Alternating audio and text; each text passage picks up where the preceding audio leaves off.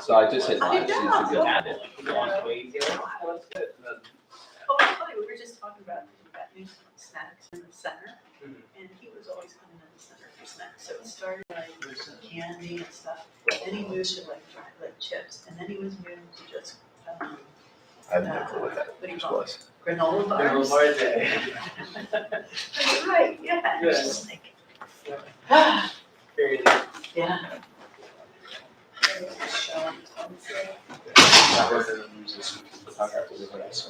Do we need a microphone? No, you don't. Mic's up here? It's right here. We're good. Okay. Oh, yeah. Yeah, just take pictures. Oh, I was just like, it's really, so I was like, you know.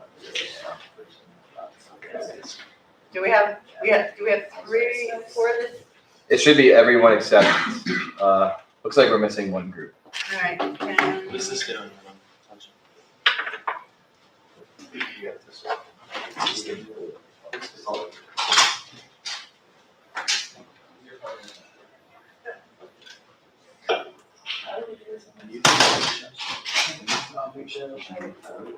I looked through this. It's one. Yeah. Shouldn't be taking reductions.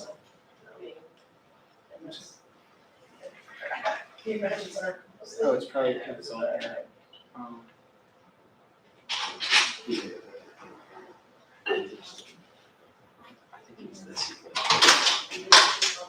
Just. We're good. There's 2 more groups, but they said they'll come in like Is after it this. better? Okay, great. Anywhere you like. No, I did.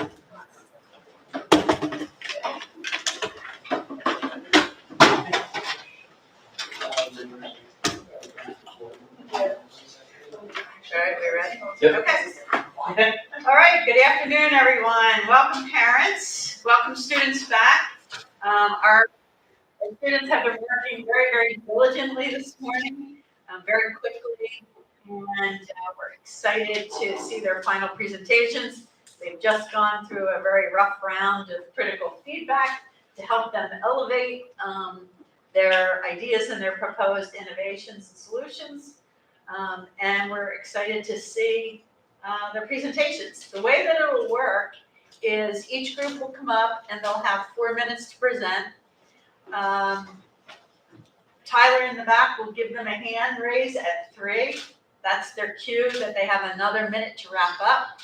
We welcome our judges, Taylor Beaumont, Kareem Algale, who are graduates of Ursinus College and have been actively involved in the Imagine Center during their time here and are gracious enough to volunteer their time to support our high school students that have been invited to Ursinus today. So thank you for that. They'll have an opportunity to ask a few questions to clarify the presentations. They'll make their scoring decisions, and then we'll go on to the next presentation. At the conclusion of the presentations, we have a nice dessert, little reception, some cookies and brownies. The judges will make their decisions. We'll reconvene in about 10 or 15 minutes, and we'll make the awards. Okay? So with that, without further ado, unless anybody has any questions, I am going to invite our first team up. And we'll get rid of this slide. And did I close it out? No, it's the other one. This one? That one, yeah. Okay, and so I'm going to invite our first group up for the project called Caddy Keeper.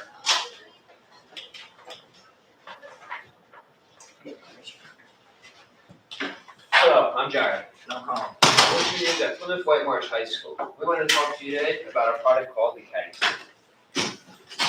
In 2018, landfills received 5 million tons of rubber waste. 250 million used tires have polluted toxins into our water, and they're negatively impacting our planet. Now, what can be done with this waste in an effective way to deal with the day-to-day problem many of us go through? I hate when shower caddies are always falling down the shower neck and dropping all my soaps and shampoos all over the floor. And it's such a hassle to clean up. So we wanted to find a solution to keep the shower caddies in place and on the rack where they should be. And people all across the internet are trying to find solutions to this problem, meaning that it's an issue that needs to be faced. our caddy keeper is a little rubber stopper that fits onto the neck of the shower. It allows for any universal caddy to be placed on it and keeps it in place. It's rubber, so it's non-slip and it grips onto the neck. And it's also very cost effective. It costs about less than $1 to make, and it can sell for about $4 to $5. It's also compact, so it's small enough that it won't damage your shower.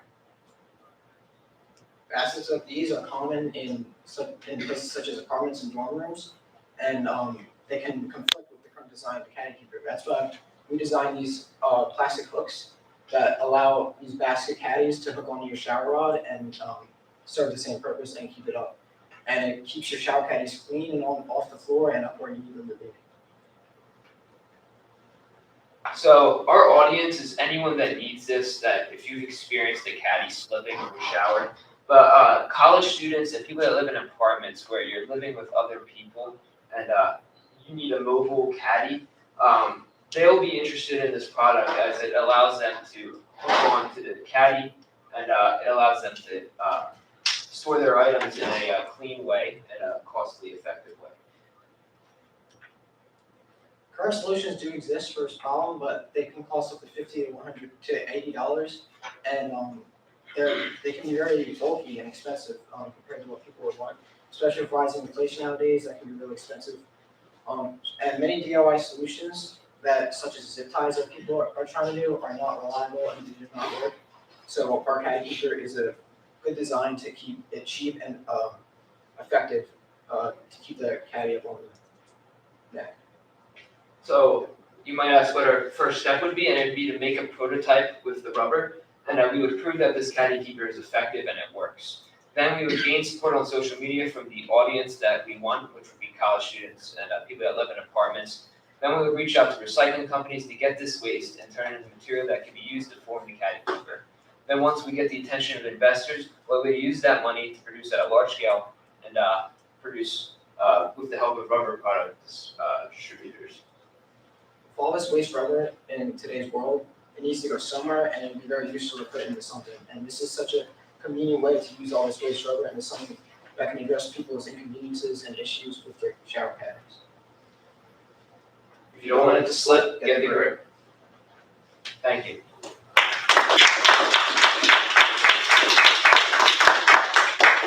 Alice, you can stay up there for the questions. Oh, okay. We didn't practice that in rehearsal. Questions? Would it be like a hard rubber thing, or you think it more like a soft, flexible? Flexible. It's durable enough that it wouldn't bend when you put the weight of a caddy on it, but there would be an engraving in the caddy keeper that allows for a caddy to be nestled in snugly. And also it's light enough that it won't harm your shower. So does that answer your question? Yeah, it does. Would you imagine it more like a C shape, so you don't have to take off your shower head to put it on? Yeah, that could work. But unscrewing your head the shower head wouldn't be that big of a deal, just compared to the other solutions. But I agree that a C shape would be optimal for the caddy keeper. Thanks. Any other questions? Yes. So I think it said at one point that there's like a bridge of like plastic that you were able to actually grip with, correct? Yes. Would that, do you think that might increase waste, that might offset what you would save on rubber waste because you have additional plastic in your manufacturing? So the plastic we would use would be from recycled plastic. So we are trying to be as environmentally friendly as possible using reusing the resources. We would hope that if it were disposed, it'd be recycled so that it could again be reused. Do you think it would be relatively cheap to make these little rubber things, like from what we already have? It costs less than $1 to make, and we sell it for about $4 to $5, so large profit, but it's still relatively cheap and to make and also sell. Any other questions? Yeah, I was just thinking like relative size. So like you have like say like a standard like shower. I think like this product would be only really suited to like an individual person, like it could only hold maybe like 3 or 4 bottles of like, body wash or shampoo, or like how big you think the product would be if the bottle was? So it'd be small, it'd be about this big, but because of the engraving and because it's gripping onto the neck of the shower, it'd be able to stay in place and have the weight of any caddy, any normal caddy with, you have like 5 bottles of soap on it, and be able to hold that just because of its grip and because it has that engraving that allows for the shower to meet and fit the caddy keeper. Any other questions? Yes? In your research, are there local industries where you can recycle tires and have a new end product created? Yes, we live in Plymouth Meeting, and I looked into that. There is a place in East Norton that would be able to do that, so we could look into that. Any other questions?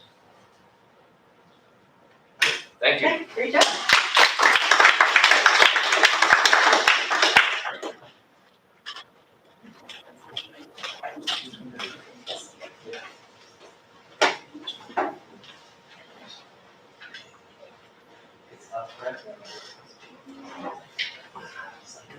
Okay, next up, we have Sentinel AI.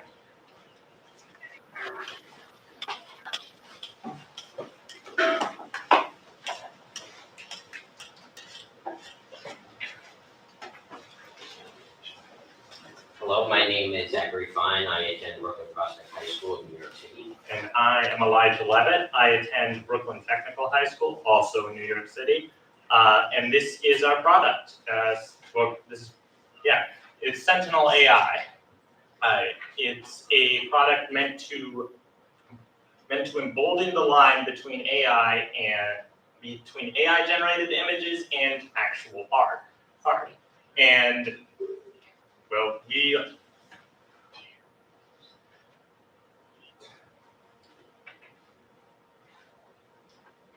one of these images is AI generated. The other one is made by an artist. Real quick, can you guess which one is which? The one on the right was made by an actual artist. The one on the left was AI generated. The line, it's pretty hard to tell.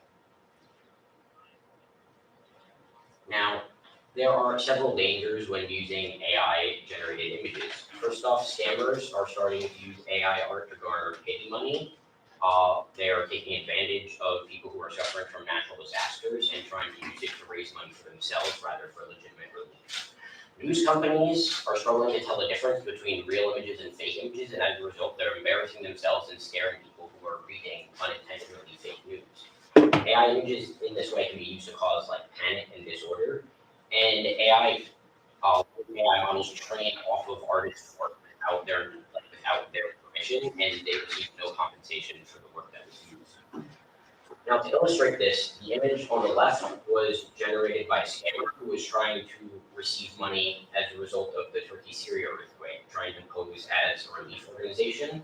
The image on the right was generated of a bomb exploding near the Pentagon and was published by a news organization on Twitter who didn't realize it was fake, and it was up for a few hours before it was taken down when they realized it was fake, so it caused a lot of panic in the time that it was up.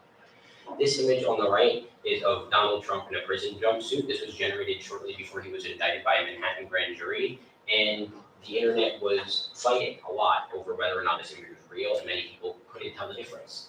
And finally, on the right, we have the Pope wearing a weird jacket.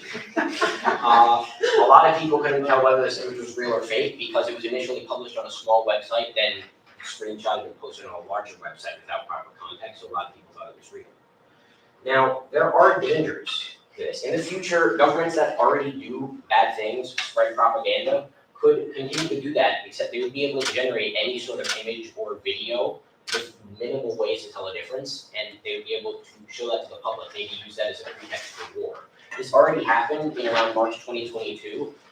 Somewhere in Russia, someone generated a video of Ukrainian President Volodymyr Zelensky telling his troops to surrender, but the video was later revealed to be deepfaked, and it didn't end up working. It was deleted off the internet. Thankfully for you, we have the solution. It's Sentinel AI. It's an AI that will analyze the images shown to it. it will analyze images shown to it made by other AI, right?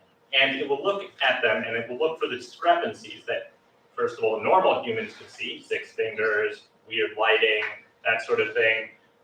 But it will also look at things that humans cannot see, such as diffusion, such as diffusion, which is what AI used to generate these images in the first place, and at the metadata, which is basically the data. It's it's just image statistics, stats that come with the image themselves. Time. In order to,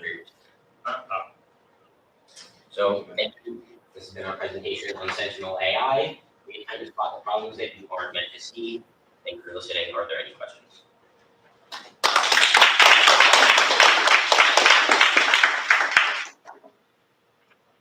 Questions? Yes. Isn't there a possible danger that as it's like an ever escalation between the AI that's faking and Sentinel AI capturing the fakes, that there could be a point where real images are being called fakes and people are being discredited? It's possible right now that is an issue. If this were to go further, we would definitely have to be careful about how we're training our data model. Make sure that that doesn't happen. we would probably not make the information, the AI that we use, available to the general public, because then they could just use it to make better AI deepfakes. But generally, it's people would be feeding this sort of information into AI. Yes.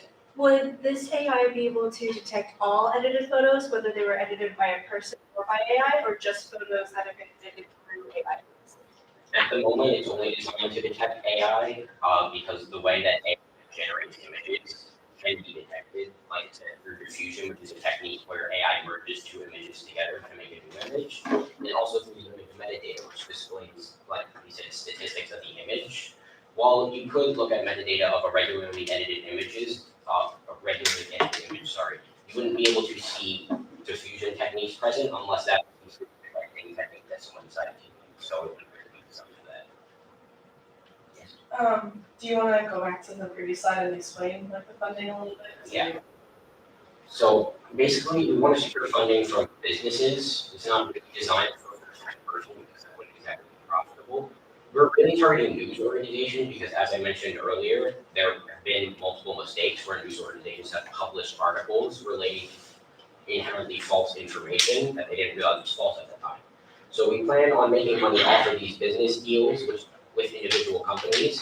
And once we grow larger, we're hoping to gain widespread attention and eventually be able to take a deal with a large technology company, such as OpenAI has just done. They're behind ChatGPT, which many of you may know of if you're interested in the technology field. They just received $10 million in funding from Microsoft. Any more questions? Yes. Yeah, do you guys fear that the privatization of the software can cause conflict of interest, especially given that news organizations might be funding it? Because if the main, catalyst of it, is fraudulent activity that might result in AI, privatization of that might result in potential legal trouble or different conflicts of interest might arise, whether it be the US government or news organizations might not censor certain things but might censor others. You guys consider that possibility that there might be the need of a centralized method of funding it or funneling it in a cohesive way? It's certainly possible that we would eventually have to consider that. If that were to be considered, then we could still be a pioneer in that field with having the technology available to the public. For now, we want to keep it private, mainly to prevent people and companies that are running their own AI image generators from looking at what we have found and then using it to better their own AI so it becomes even less detectable. But obviously, if those problems were to arise, we would go public. It's publicly funded, with information available to the public if that was needed. Time. Okay, thank you so much.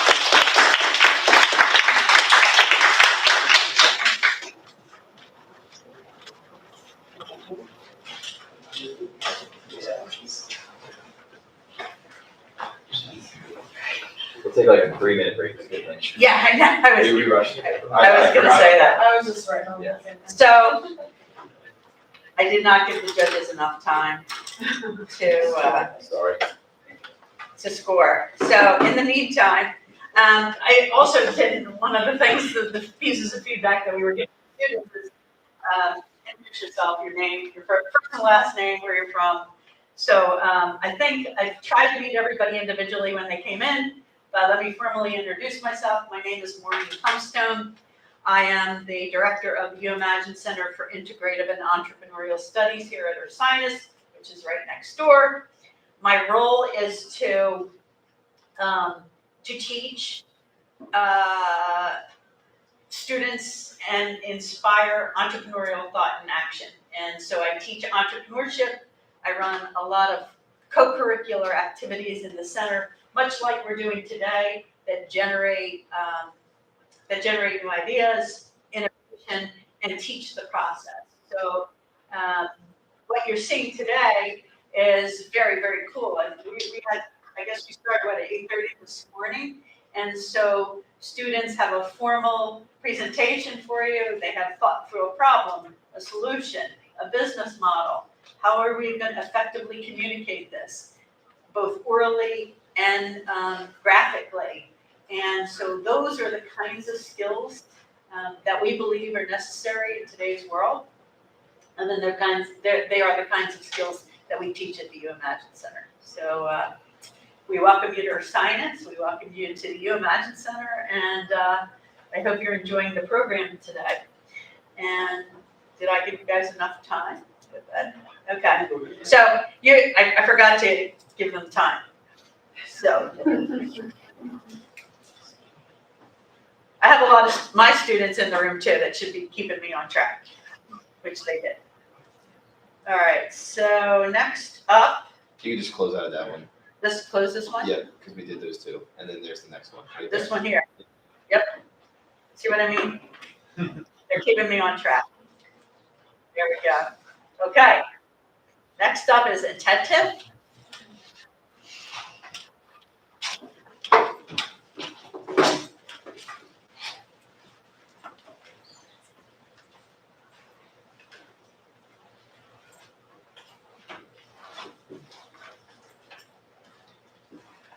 Hi, I'm Kaylee from Council Rock High School South. And I'm Mark, I go to Springport Area High School. Our mission project for today was to help end distracted and tired driving. So to do this, we made If you just move the cursor on, there you go. Meet Billy. Billy is 16 years old and just got his license. He was one night in June, he was driving on the US 422, a road notorious for its thin lanes and wide curves. He was returning at around like 12:30 a.m. and he was driving with 3 of his friends, all of whom were already asleep by then. Billy was also feeling the pressure of the time, struggling to keep his eyes on the road focused. His view of the world was blurred, with the taillights of other cars flashing in his eyes. Suddenly, the floor below him dropped and his world swerved left. Next morning, Billy and his friends woke up to find that their car had fallen into the strip of grass separating the 2 lanes of the highway, and that they had barely escaped a fatal accident.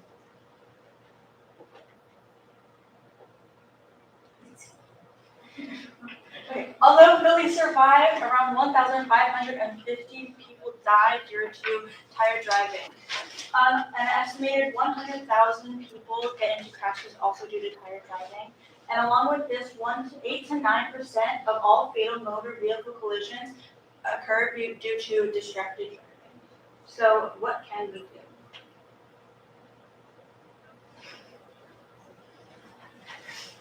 Introducing the attentive heads-up display. By putting this little device on your dashboard, you can project important information and visual cues directly onto your windshield, reimagining the driving experience. Using advanced AI techniques, the front-facing cameras track the road in front of you, highlighting it for the driver, as well as warning of any obstructions on the road, anything from traffic cones to oncoming vehicles. In addition, driver-facing cameras alongside a multitude of microphones and other biometric sensors track the driver to make sure they are focused on the road and that they are not falling asleep. If not, the heads-up display can alert the driver and re-engage them with the road ahead. So along with our device, we also have an app that can be accessed through your phone. This app can be logged into through a username and password to make sure that all your devices are safe and all your information is kept safe. On our homepage, which you will see shortly, it has our mission statement along with all of our contact information and what the device does. All our devices will be sold at local retail stores, like your local Walmart or Target or your local auto body shop. Although our website is not popping up here, on our website we have a page as it slowly loads, a page of all of our alerts. Our alerts are shown through internet alerts in the car as to show like the eye scanner showing things like droopy eyes of your person inside the car, as well as alerts outside the roads like distractions such as animals or other cars that can be very dangerous on the road. These alerts will also pop up here on our alert screen, such as our device giving off music, and so these alerts tell you all about what we have seen and help you keep safe within cars. Thank you for listening to our presentation.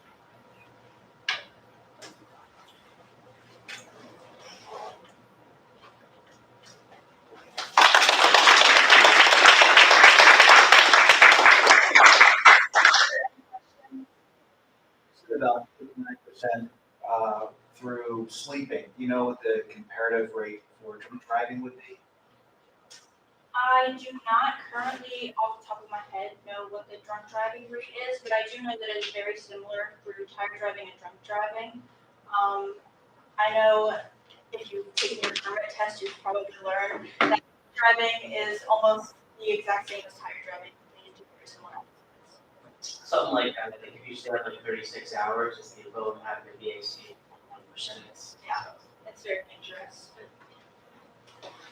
Yes. So it seems like it would probably be pretty expensive to make this AI to be as specific as it is. Do you have any type of thing you do to fund or any certain organization you go to get money to fund making this? I'll talk about the funding part of it. For funding, not only would we be selling them through stores like Walmart, but we'd also probably be in contact with other cooperations like mattress stores or other sleeping stores to have that ad revenue, especially with commercials on TV, if that's our plan for to get money. And the cost to make it is around $150. That also covers the cost of developing the advanced software such as the AI, which actually there's a misconception that AI takes up huge computers to run. That is completely untrue. It can actually nowadays run on tiny microchips. And so we sell it for $250, resulting in a $100 profit. And our app/website is freely accessible to generate like more interest for the actual device. Tesla has experimented with self-driving cars. Does your device have any way of like pulling a car over if they see that the driver is falling asleep, or is it just using audio and visual cues? So our device will not physically pull over the car, but it will alert you with noises, and it can even, if you want it to, program to say, hey, pull over, like you're not doing well. So it doesn't physically pull over the car. The point is just to keep the driver's eyes on the windshield and on the road ahead. And we do that using the visual cues of the headset display and the built-in speakers to give an alert to the drivers. I did like the animal alert scenario, because I know here in Pennsylvania, drive around, you see deer after you pass them, right? Like, Yeah. Would this thing be able to detect animals like that, like in the bushes at night? Is that the goal? And how would it do that? Would it install that? So our camera system, we have a lot of cameras facing front. We have a daytime camera and a nighttime camera. It uses computer vision basically to scan the field ahead, and it's trained to recognize and identify objects. So anything that's on the road and is not road will come out as a red alert. And of course, it can look, using the wide angle camera, it can look to the sides to see if there's any pedestrians crossing the road and alert you about that. So I'm assuming maybe would maybe like take away from people who get phones as well, so if you're like taking your vision away from the dashboard and all, so. I was also gonna say, in regard to scalability, you said that maybe you sell at Walmart as well as potentially some like auto shops. Regarding scalability, I think it would be a good idea because, for instance, like in my car, right, there are some features that, like, for example, if I like go like off the road, like just to go like back on the road. Either there could be future iterations where it uses existing car software, which they sold like auto shop with like premium, or like you can kind of have some of the features that will mention like employee over, for example, or like control your speed. Absolutely, I would love that to be our future edition. Right now it doesn't, but we would love to make it. Yeah, we would love to collaborate with car companies because you see companies like Mercedes, Volvo, looking at the possibility of heads-up display. But if we were to get on the market first and then collaborate with them to upscale our product, increase our range, that would be great. We could help more people and save more lives at the same time.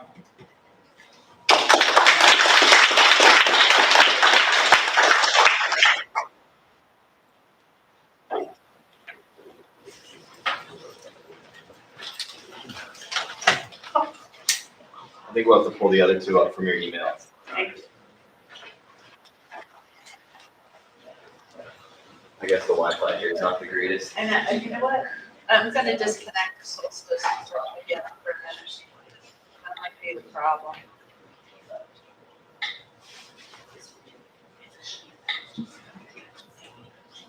Are you rebooting? Yeah. Okay. All right, so who's that on that?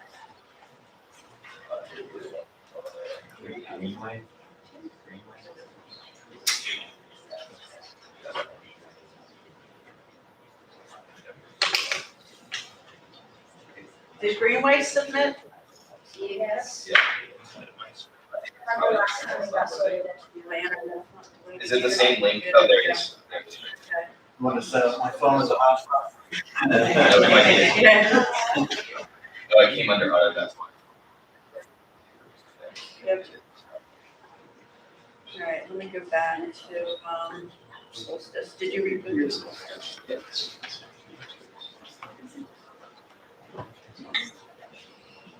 So we're on a wireless, presentation system. It seems to be lagging, so. Here, actually, to counteract that, let's just use this. Okay, we're gonna plug in.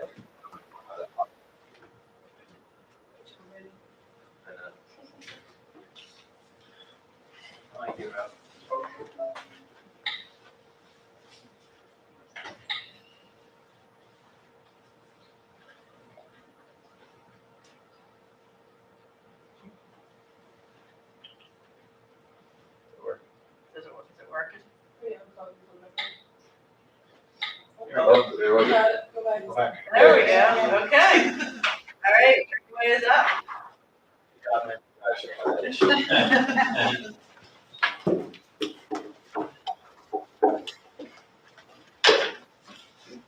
So this is Phoebe Burke, and I'm Ellie Aaron, and this is Greenway. This is what the current highway medians in use look like. They're made of lots of different materials. Often you'll see metal or some form of concrete, but you can also just see a strip of grass. They're designed typically to prevent crashes between opposing lanes of traffic. However, the median effectiveness does depend on the material. Metal and concrete are too rigid to actually reduce fatalities in the way that's needed, but grass does actually prevent someone from going into the opposing lane of traffic, which means that a smaller accident could become a larger one. This is especially important for motorcyclists who, even though they're not the majority of vehicles traveling, they are very nearly a majority of the fatalities that occur in accidents, specifically from guardrails. So the current medians also don't address a big problem. This is called the gulf. When you have something that occurs, such as an accident in the opposing lane of traffic, often the other lanes will slow down to try to get at it. And that becomes a problem because someone behind the car slowing down might not have the reaction time that's necessary to avoid even more accidents happening. This can pose a danger to the driver. It can, even just in general, slowing down traffic speeds can be very frustrating and can end up with more road rage and that sort of thing. That just is a less pleasant driving experience. And our current medians, such as concrete and grass, are not as environment friendly as we would like them to be. And they're not as beautiful as we want them to be. So we have a solution where we have a tiny ecosystem that creates biodiversity and as a side effect is really pretty. So this is the design. It's based around a wooden frame that would be set into a layer of gravel and dirt so that you have a very porous system that allows for draining. And then the frame would support sheets of cork, which would reduce the impact while still preventing cars from traveling into opposing lanes of traffic. And then this structure could be used to build up soil so that you can plant different native species.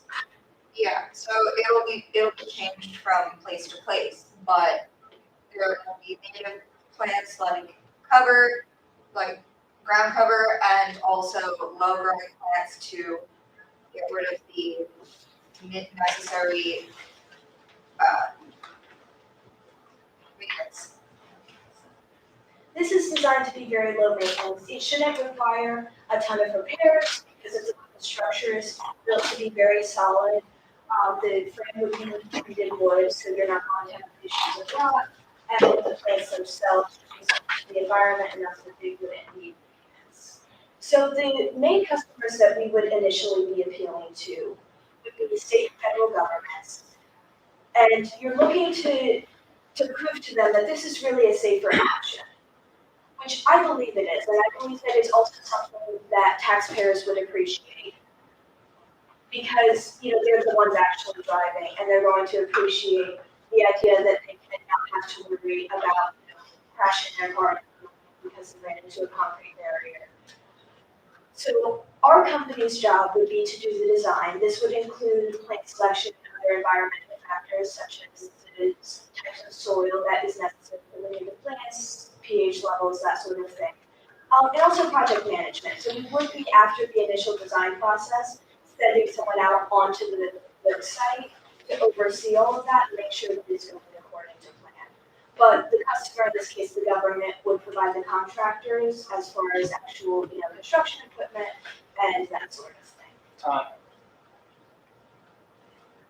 So we have a little more opportunities for growth. I'll hear more about that in the next. Thank you for listening.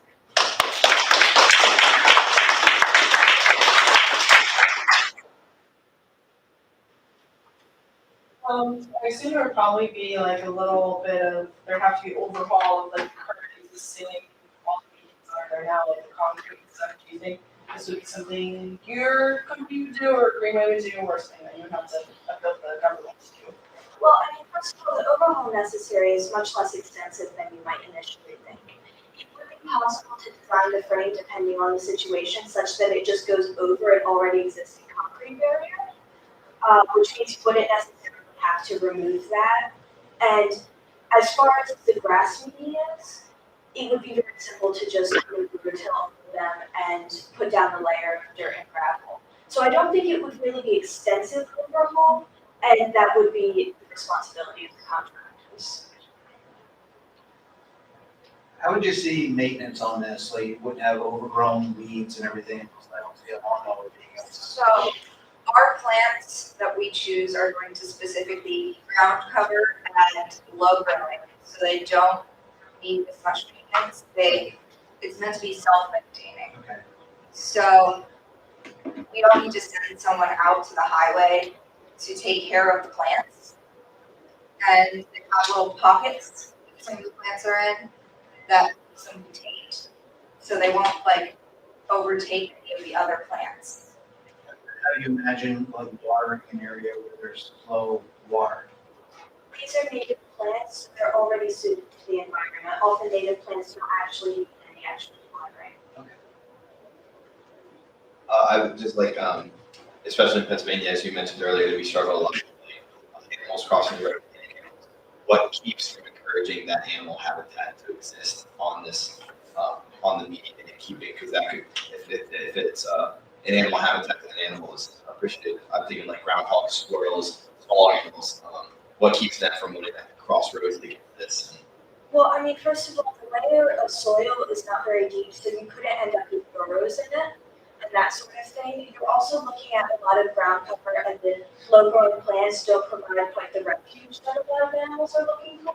It is possible that birds would see this as a habitat, but I see that as more of a positive thing because they can fly under traffic anyway. So I don't think it would endanger them. The only thing we'd have to worry about is what's native and the height, and we can change that from project to project. It looked like your core was gonna be cork. Did you find that in your research to be a cost-effective, sustainable product to use? Yes, it is more environmentally friendly than some other products that we could use. There's also opportunities for expansion if we started working with other companies to use reuse materials. So you could incorporate some, there's examples of things that are made from certain sneakers or tires and things like that. So we could eventually come up with a different material that would be effective, but I think right now the cork is the most effective because we know that it isn't going to damage the soil and the land that's underneath this project. Time.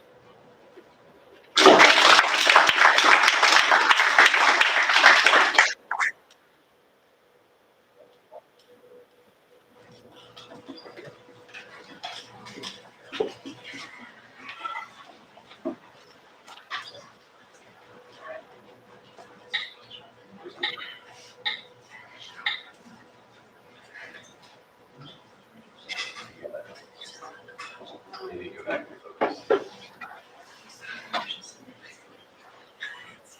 Did you guys share a new link or? It should be under crystal. Is that the same link that you used for your dress rehearsal? Yes. Okay. Okay, thanks, Crystal.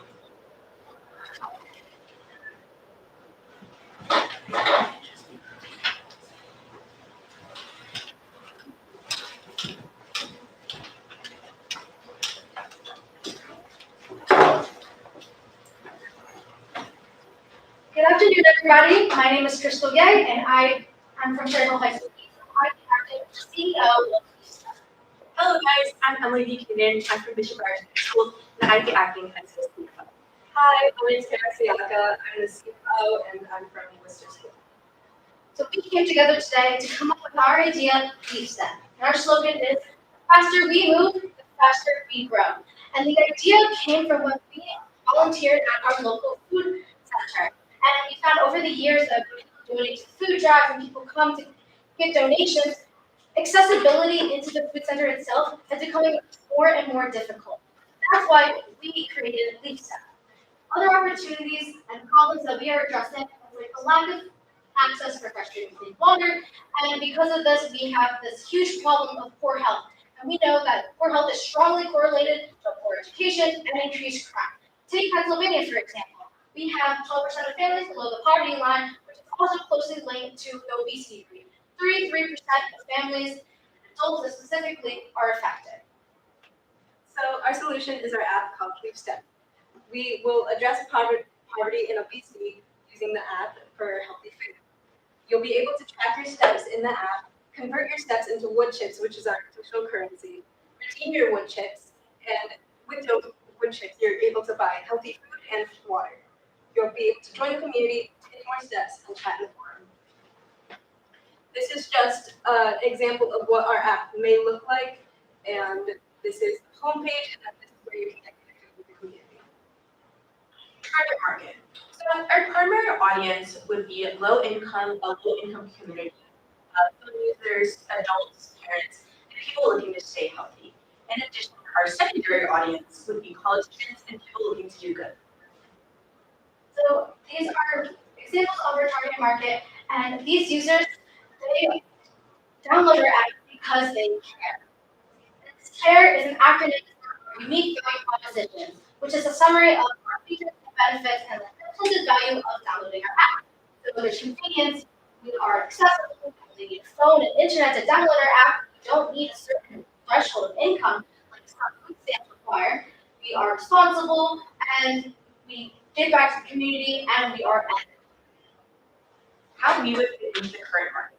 Competitive advantage. Other companies like SweatPoints has random prizes and price discounts, and not other companies really exist like us. Our strengths would be accessible, fresh, and healthy food, and we would encourage people to walk and exercise. And we are looking to expand internationally. And this is our cash flow. So to start up our nonprofit, we have both costs and then we have profits. So I'm sorry, I didn't know what the symbols were. Can I know what the 3 minutes or 1 minute. Thank you, sorry.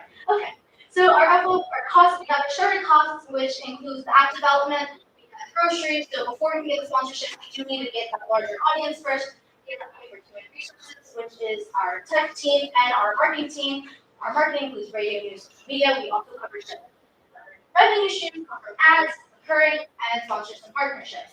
Free users watch ads to generate more currency. There's also our premium version of the app, which you pay $3.99 a month. You have no ads, you have endless amount of currency, and you get exclusive prices, monthly meal plans. Sponsors and partnerships, that's once we gain that traction, that's what we're going to get the bulk of our food from and our water from. So they'll donate food, they'll provide gift cards and monetary donations. In conclusion, Reach Out makes healthy living affordable. So together with us in a movement to end food. Thank you.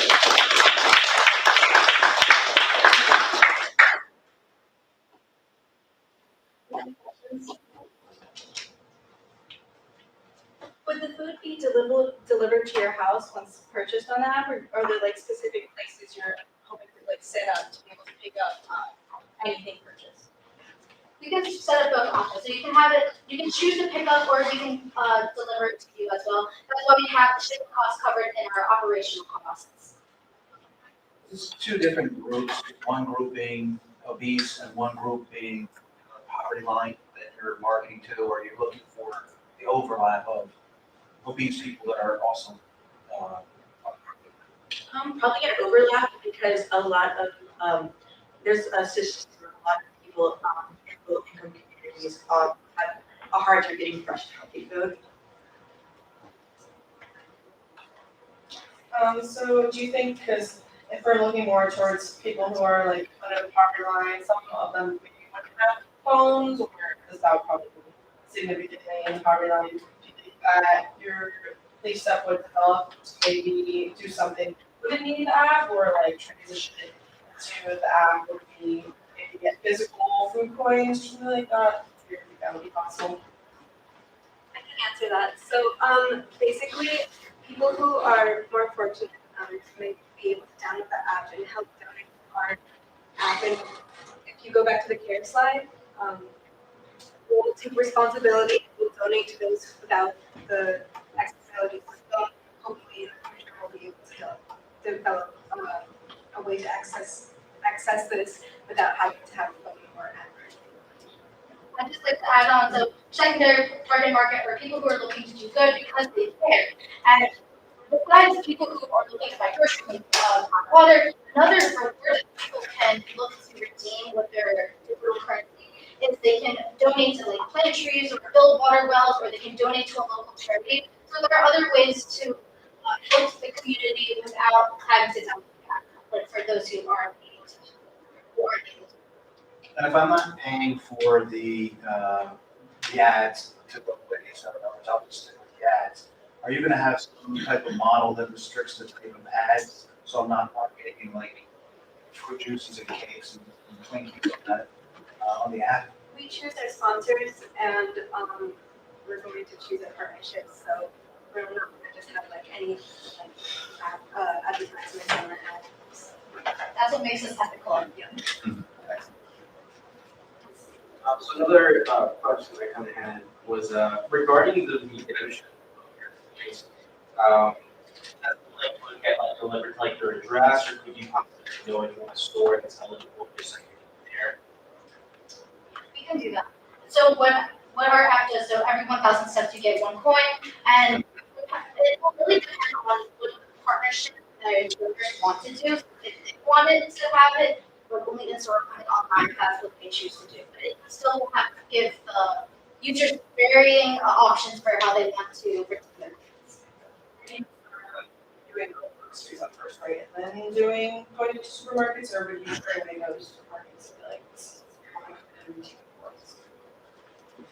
Right away. So because we have to build an audience first, but to ability well before we can secure this donation, our startup costs will be covered by us as the owners because it is a startup and we don't have that foundation that we want to build on our own. So we would cover the cost of the groceries. So we would pay it if they want to choose to buy it from, let's say Acme, and we would provide them an Acme gift card. That's how we would run.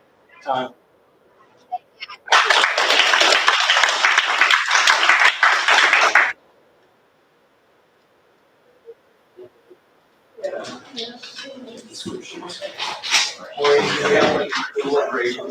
Yes, so that's our presentation. Please give us a warm round of applause for all the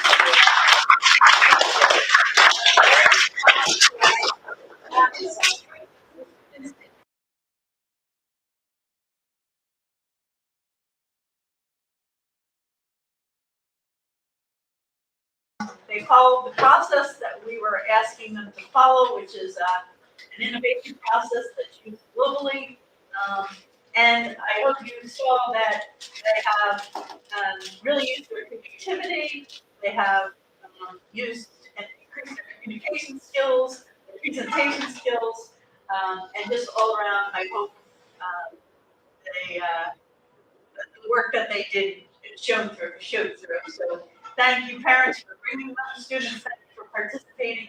We're gonna invite you out into the hall now. We have some cookies and brownies while the delivery. And we'll come back within maybe 10 minutes to announce the winners.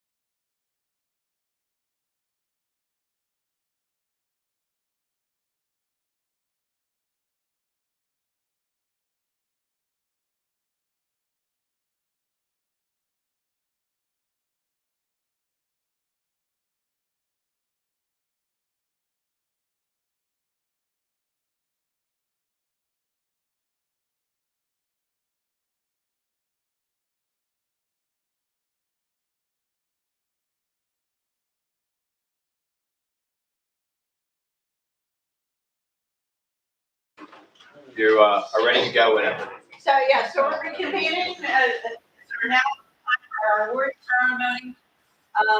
Thank you to our judges from coming in. So, we've had some mentors and our student, our New Imagine student ambassadors have been working with your students all morning, including myself. So we step away from this process. So that's completely objective. And with that being said, I'm going to turn it over to our judges to award the prize. All right, thank you so much for that, Maureen. First of all, I just want to say it was excellent seeing everyone present today. There are a lot of great presentations, and I will say, someone who doesn't really love to do presentations, I think it takes a lot of guts to come, especially in the summer and give a presentation. Execution on all of them were absolutely great, and I just want to commend everyone here for the presentations.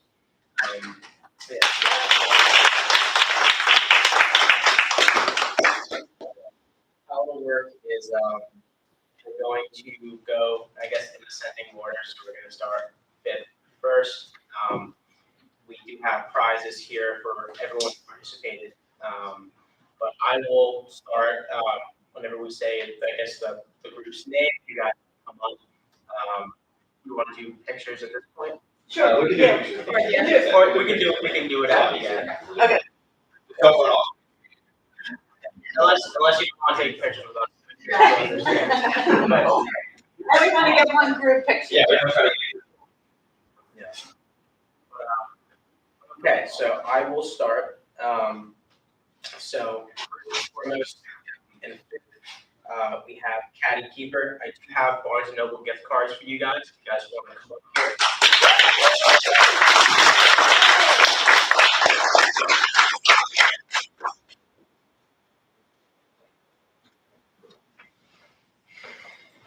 In fourth place, we have Sentinel AI.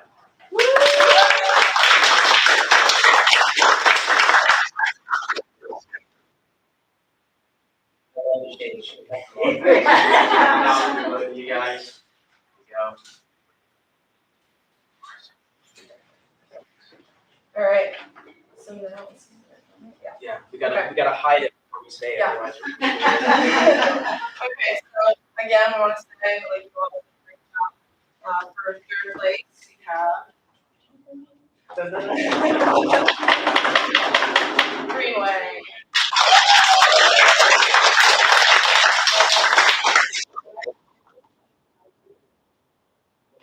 Again? Greenway was, you guys want a quick, The medians. Nice. I'll just snap a quick picture. You guys can hold it right next to each other. you guys should. That's to you guys. Yeah, perfect. Just like that. There. Thank you. Guys, great work.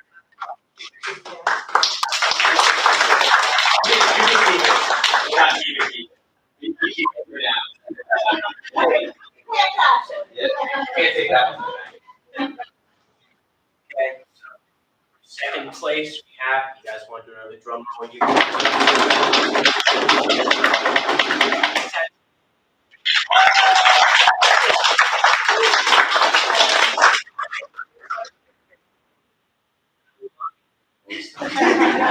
shimmy off the side. And the tentative was. Driving technology. Should do love the game. But do not cover the bear yet.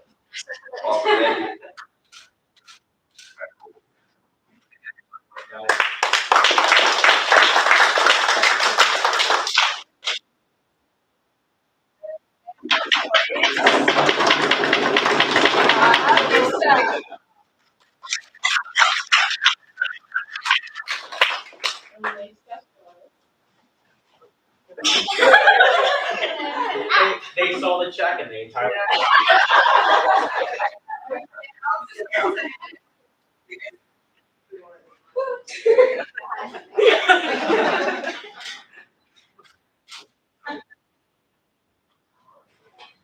Great.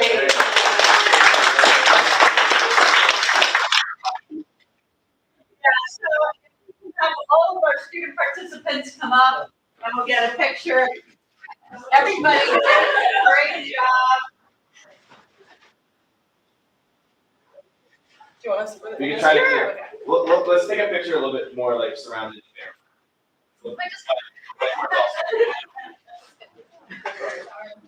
Just, if you just scooch it up a little bit higher, and then we should be good. Look at all there.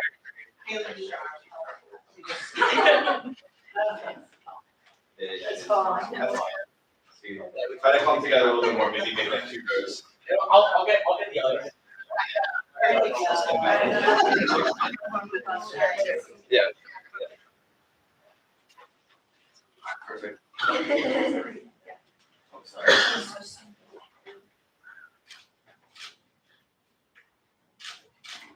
Alright, took a bunch, so hopefully we're good. And then, you want, oh, you guys are already in. Do you want us to get out of it? No, I was gonna say, you guys are already in, so. Yeah, where you can put it.